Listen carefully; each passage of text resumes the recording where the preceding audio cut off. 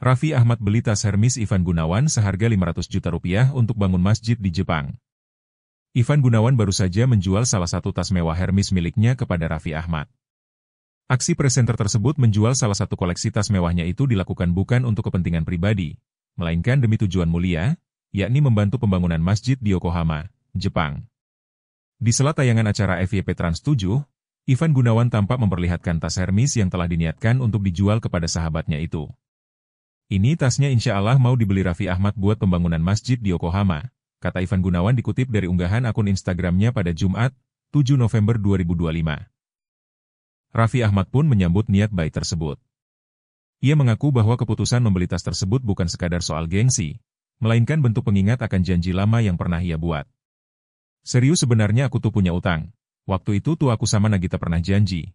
Sayang, kalau kita ada rezeki lebih kita bangun masjid yuk, kata Raffi.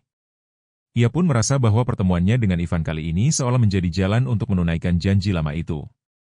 Ya maksudnya ini, mungkin Ivan Gunawan ngingetin aku, waktu itu kan Raffi pernah punya janji, lanjut Raffi.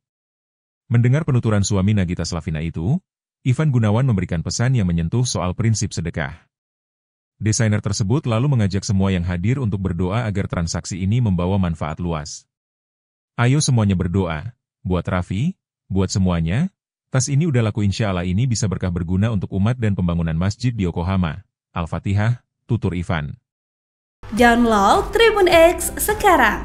Menghadirkan lokal menjadi Indonesia.